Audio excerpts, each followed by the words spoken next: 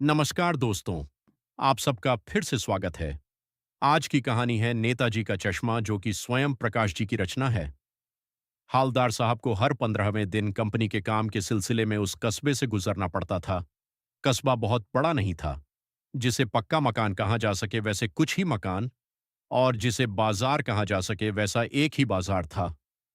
कस्बे में लड़कों का एक स्कूल, लड़कियों का एक स्कूल, सीमेंट का एक छोटा सा कारखाना, दो ओपन एयर सिनेमा घर और एक ठो नगर पालिका भी थी।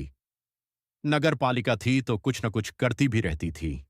कभी कोई सड़क पक्की करवा दी, कभी कुछ पेशाब घर बनवा दिए, कभी कबूतरों की छतरी बनवा दी, तो कभी कभी सम्मेलन करवा दिया। इसी नगर पालिका के किसी उत्साही बोर्ड या प्रशासनिक अधिकारी ने एक बार शहर के मुख्य बाजार के मुख्य चौराहे पर नेताजी सुभाष चंद्र बोस की एक संगमरमर की प्रतिमा लगवा दी। यह कहानी उसी प्रतिमा के बारे में है, बल्कि उसके भी एक छोटे से हिस्से के बारे में। पूरी बात तो अब पता नहीं, लेकिन लगता है कि देश के अच्छे मूर्तिकारों की जानकारी नहीं होने और अच्छी मूर्ति की लागत अनुमान और उपलब्ध बजट से कहीं बहुत ज्यादा होने के कारण काफी समय ऊहापोह और चिट्ठी पत्री में बर्बाद हुआ होगा, और बोर्ड की शासनावधि समाप्त होने की घड़ियों में किसी स्थानीय कलाकार को ही अवसर देने का निर्णय किया गया होगा, और अंत में कस्बे के इकलौते हाई स्कूल के इकलौते ड्राइंग मास्टर मान लीजिए मोतीलाल जी को ही यह काम सौंप दिया गया होगा, जो महीने भर में मूर्ति बनाकर फटक देने का विश्वास दिला रहे थे। जैसा कि कहा जा चुका है, मूर्ति संगमरमर की थी। टोपी की नोक से कोट के दूसरे बटन तक कोई 2 फुट ऊंची, जिसे कहते हैं बस टर्न, सुंदर थी। नेताजी सुंदर लग रहे थे, कुछ कुछ मासूम और कमसिन, फौजी वर्दी में। मूर्ति को देखते ही दिल्ली चलो और तुम मुझे खून दो वगैरह याद आने लगते थे। इस दृष्टि से यह सफल और सराहनीय प्रयास था। केवल एक चीज की कसर थी जो देखते ही खटकती थी। नेताजी की आंखों पर चश्मा नहीं था। यानी चश्मा तो था, लेकिन संगमरमर का नहीं था। एक सामान्य और सचमुच के चश्मे का चौड़ा काला फ्रेम मूर्ति को पहना दिया गया था। हालदार साहब जब पहली बार इस कस्बे से गुजरे और चौराहे पर पान खाने रुके, तभी उन्होंने इसे लक्षित किया और उनके चेहरे पर एक कौतुक भरी मुस्कान फैल गई। वाह भाई, ये आइडिया भी ठीक है। मूर्ति पत्थर की, लेकिन चश्मा रियल। जीप कस्बा छोड़कर आगे बढ़ गई। तब भी हालदार साहब इस मूर्ति के बारे में ही सोचते रहे, और अंत में इस निष्कर्ष पर पहुंचे कि कुल मिलाकर कस्बे के नागरिकों का यह प्रयास सराहनीय ही कहा जाना चाहिए। महत्व मूर्ति के रंग रूप या कद का नहीं, उस भावना का है, वरना तो देशभक्ति भी आजकल मजाक की चीत होती जा रही है। दूसरी बार जब हालदार साहब उधर से गुजरे तो उन्हें मूर्ति में कुछ अंतर दिखाई दिया। ध्यान से देखा तो पाया कि चश्मा दूसरा है। पहले मोटे फ्रेम वाला चौकोर चश्मा था, अब तार के फ्रेम वाला गोल चश्मा है। हालदार साहब का कौतुक और बढ़ा। वाह भाई, क्या आइडिया है। मूर्ति कपड़े नहीं बदल सकती, लेकिन चश्मा तो बदल ही सकती है। तीसरी बार फिर नया चश्मा था। हालदार साहब को आदत पड़ गई, हर बार कस्बे से गुजरते समय चौराहे पर रुकना, पान खाना और मूर्ति को ध्यान से देखना। एक बार जब कौतूहल दुर्दमनीय हो उठा तो पान वाले से ही पूछ लिया, क्यों भाई, क्या बात है? ये तुम्हारे नेताजी का चश्मा हर बार बदल कैसे जाता है? पान वाले के खुद के मुंह में पान हूसा हुआ था। वह एक काला मोटा और खुशमिजाज आदमी था। हालदार साहब का प्रश्न सुनकर वह आंखों में हंसा। उसकी तोंद थिरकी। पीछे घूमकर उसने दुकान के नीचे पान थूका और अपनी लाल काली बत्ती सी दिखाकर बोला, कैप्टन चश्मे वाला करता है। क्या करता है? हालदार साहब कुछ समझ नहीं पाए। चश्मा चेंज कर देता है, पान वाले ने समझाया। पाए? क्या मतलब? क्यों बेंच कर देता है? हालदार साहब अब भी नहीं समझ। कोई गिराक आ गया समझी। उसको चौड़े चौखट बांहिए तो कैप्टन किधर से लाएगा, तो उसको मूर्ति वाला दे दिया, उधर दूसरा बिता दिया। अब हालदार साहब को बात कुछ कुछ समझ में आई। एक चश्मे वाला है जिसका नाम कैप्टन है। उसे नेताजी को बगैर चरमे वाली मूर्ति बुरी लगती है, बल्कि आहत करती है, मानो चश्मे के बगैर नेताजी को असुविधा हो रही हो। इसलिए वह अपनी छोटी सी दुकान में उपलब्ध गिने चुने फ्रेमों में से एक नेताजी की मूर्ति पर फिट कर देता है। लेकिन जब कोई ग्राहक आता है और उसे वैसे ही फ्रेम की दरकार होती है जैसा मूर्ति पर लगा है, तो कैप्टन चश्मे वाला मूर्ति पर लगा क्रम संभवतः नेताजी से क्षमा मांगते हुए लाकर ग्राहक को दे देता है, और बाद में नेताजी को दूसरा फ्रेम लौटा देता है। वाह भाई रखूब, क्या आइडिया है। लेकिन भाई, एक बात अभी भी समझ में नहीं आई। हालदार साहब ने पान वाले से फिर पूछा, नेताजी का ओरिजिनल चश्मा कहाँ गया?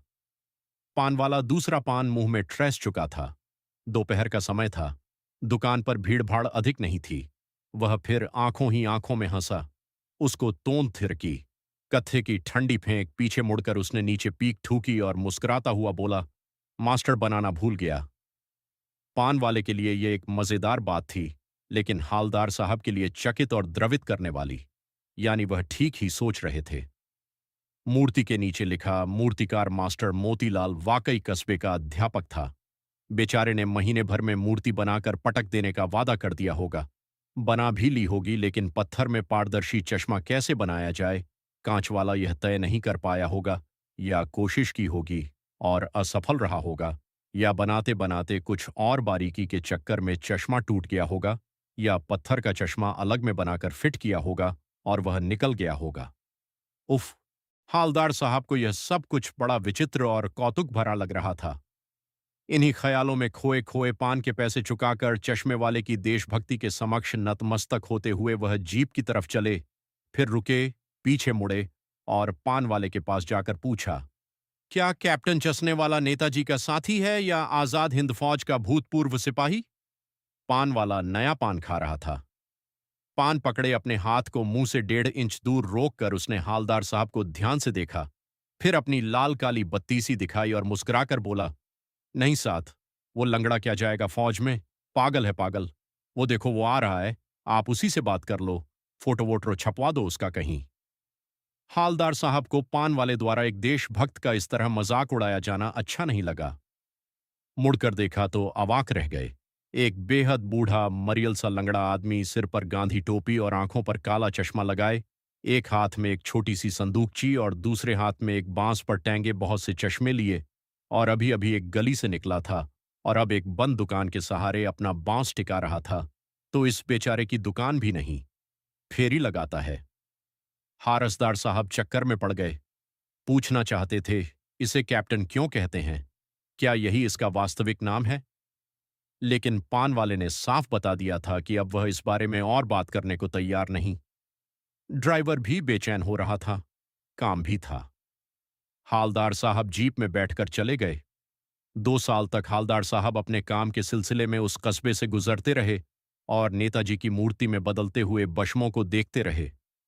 कभी गोल चश्मा होता तो कभी चौकोर, कभी लाल, कभी काला, कभी धूप का चश्मा, कभी बड़े कांचों वाला गोगो चश्मा। पर कोई न कोई चश्मा होता जरूर उस धूल भरी यात्रा में हालदार साहब को कौतुक और प्रफुल्लता के कुछ क्षण देने के लिए। फिर एक बार ऐसा हुआ कि मूर्ति के चेहरे पर कोई भी कैसा भी चश्मा नहीं था। उस दिन पान की दुकान भी बंद थी। चौराहे की अधिकांश दुकानें बंद थीं। अगली बार भी मूर्ति की आंखों पर चश्मा नहीं था। हालदार साहब ने पान खाया और धीरे से पान वाले से पूछा, क्यों भाई, क्या बात है? आज तुम्हारे नेताजी की आंखों पर चश्मा नहीं है? पान वाला उदास हो गया। उसने पीछे मुड़कर मुंह का पान नीचे छूका और सिर झुकाकर अपनी धोती के सिरे से आंखें पोंछता हुआ बोला, साहब, कैप्टन मर गया। और कुछ नहीं पूछ पाए हालदार साहब। कुछ पल चुपचाप खड़े रहे, फिर पान के पैसे चुकाकर जीप में आ बैठे और रवाना हो गए। बार बार सोचते, क्या होगा उस कौम का जो अपने देश की खातिर घर गृहस्थी, जवानी, जिंदगी सब कुछ होम कर देने वालों पर भी हंसती है और अपने लिए बिकने के मौके ढूंढती है। दुखी हो गए। 15 दिन बाद फिर उसी कस्बे से गुजरे। कस्बे में घुसने से पहले ही ख्याल आया कि कस्बे की हृदय स्थली में सुभाष की प्रतिमा अवश्य हो प्रतिष्ठापित होगी, लेकिन सुभाष की आंखों पर चश्मा नहीं होगा, क्योंकि मास्टर बनाना भूल गया और कैप्टन मर गया। आज वहां रुकेंगे नहीं, पान भी नहीं खाएंगे, मूर्ति की तरफ देखेंगे भी नहीं, सीधे निकल जाएंगे। ड्राइवर से कह दिया, चौराहे पर रुकना नहीं, आज बहुत काम है, पान आगे कहीं खा लेंगे। लेकिन आदत से मजबूर आंखें चौराहा आते ही मूर्ति की तरफ उठ गईं। कुछ ऐसा देखा कि चीखें, रोकी। जीप स्पीड में थी। ड्राइवर ने जोर से ब्रेक मारी। रास्ता चलते लोग देखने लगे। जीप रुकते न रुकते हालदार साहब जीप से कूदकर तेज तेज कदमों में मूर्ति की तरफ लपके और उसके ठीक सामने जाकर अटेंशन में खड़े हो गए। मूर्ति की आंखों पर सरकंडे से बना छोटा सा चश्मा रखा हुआ था, जैसा बच्चे बना लेते हैं। हालदार साहब भावुक हैं। इतनी सी बात पर उनकी आंखें भर आईं।